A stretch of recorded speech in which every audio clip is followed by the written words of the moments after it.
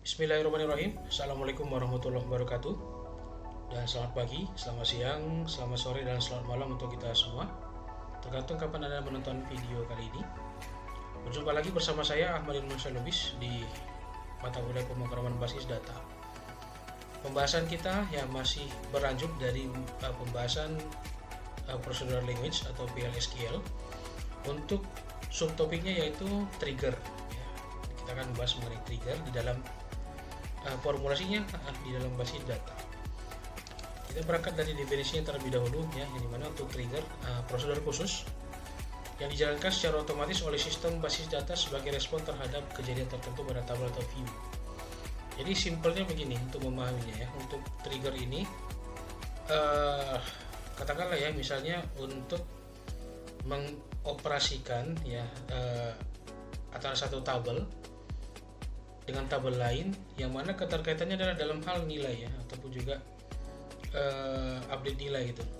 Katakanlah ya, misalnya tabel A dioperasikan tapi hasilnya tersimpan di tabel B gitu misalnya, seperti itu. Jadi ada keterkaitannya, sehingga apa ya, sehingga ini merupakan sebuah formula untuk operasi untuk beberapa atribut yang terkait untuk yang tidak terlihat secara langsung oleh pengguna ya. Jadi untuk dalam hal pengupdatean nilai gitu ya.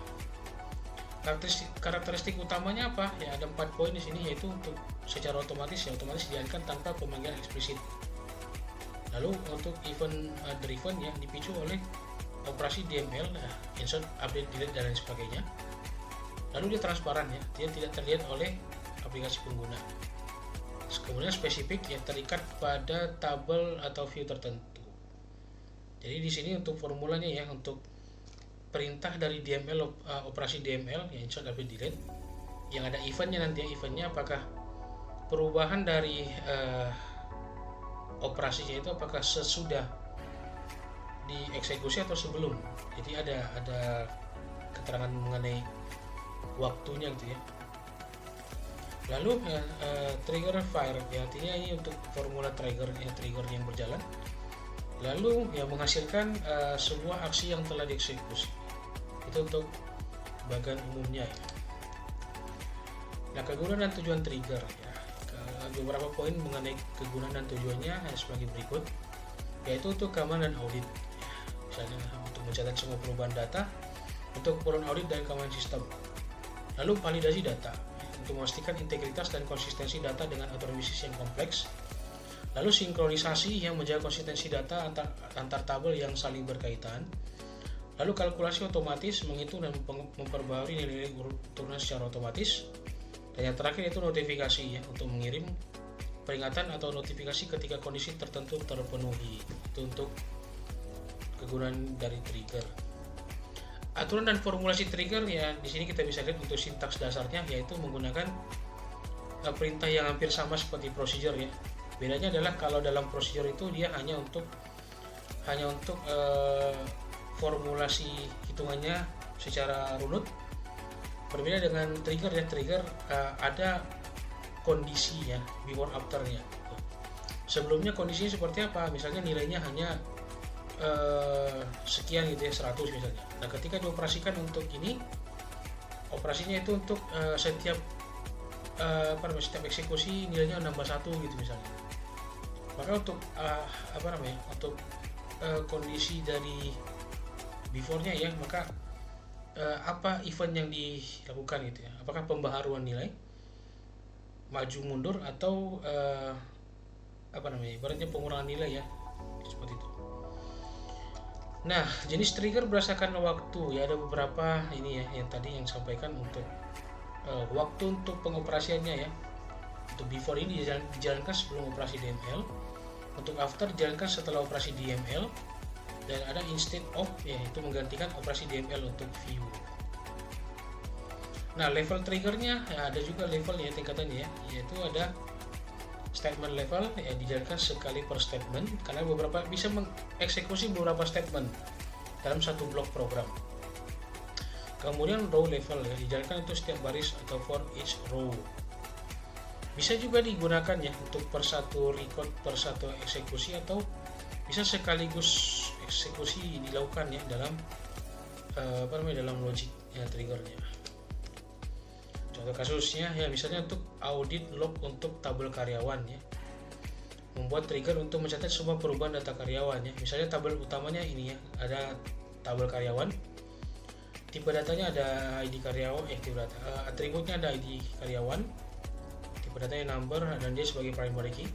Lalu ada nama dengan tipe data varchar panjangnya 100, lalu gaji dengan tipe data number, dan ada departemen tipe datanya varchar. Nah, untuk tabel auditnya ketika dilakukan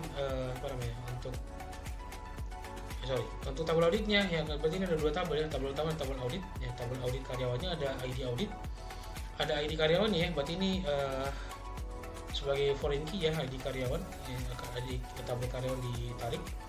Lalu ada atribut operasi, ada atribut nilai lama dan nilai baru, dan ada tanggal audit dan serta user auditnya siapa. Nah, kita lihat untuk implementasinya seperti ini ya, untuk penerapannya ya. Nanti akan bisa nanti rekan-rekan coba nanti praktikkan nanti di sesi praktikumnya ya untuk ini. Nah, untuk contoh praktikum yang lain ya, misalnya untuk tugas praktikum untuk membuat validasi gaji karyawan ya, yang dengan memastikan ada beberapa poin, yaitu gaji tidak boleh kurang dari 3 juta. Lalu kenaikan gaji maksimal 50% dari gaji sebelumnya, kemudian otomatis update tanggal modifikasi. Langkah-langkah yang dilakukan yaitu sebagai berikut ya. Tambahkan kolom tanggal update ke tabel karyawan. Lalu buat trigger before update, lalu implementasikan validasi gaji, selanjutnya tes dengan berbagai skenario update. Nah, kira-kira untuk hasil outputnya kira-kira seperti ini ya. Test case pertama yaitu gaji terlalu kecil ya. Misalnya ya, maka dia akan mengupdate melakukan update untuk gaji karyawannya ya, berdasarkan dari ID karyawan, dan sampai terakhir ya di sini untuk notifikasi sukses data update-nya gitu ya. Oke, mari kita uji pemahaman kita terkait dengan materi yang telah disampaikan tadi ya. Oke, di sini untuk pertama yaitu kapan before trigger dijalankan. Kalau before tentunya berarti sebelum ya, di sini sebelum. Apa fungsi utama for each row dalam trigger ya? Artinya for each artinya per satu row ya, setiap row ya. Iya, jangan trigger untuk setiap baris yang baru. Oke, variabel mana yang menyimpan nilai baru? Tentunya ya ini ya, new ya. Oke, selesai untuk kuis interaktifnya. Nah, kita sampai pada ringkasan pembelajaran ya, yang dimana materi yang telah dipelajari yaitu mengenai definisi trigger sampai dievaluasi untuk kuis interaktif yang tadi sudah kita lakukan. Kemudian kompetensi yang dicapai dari materi ini ya, dari segi kompetensi pemahaman konsep, memahami cara kerja trigger dalam sistem basis data. Kemudian kemampuan implementasi yaitu untuk mampu membuat trigger untuk kebutuhan spesifik. Oke, baik, sekian dari materi untuk hari ini ya. Terima kasih telah menyaksikan. Saya tutup untuk pembahasan hari ini yaitu dengan sebuah pantun. Bisik-bisik tetangga membuat kondisi. Cukup sekian dan terima kasih. Oke, baik, terima kasih atas partisipasinya. Sampai jumpa di video selanjutnya. Saya akhiri. Wassalamualaikum warahmatullahi wabarakatuh dan salam sejahtera untuk kita semuanya.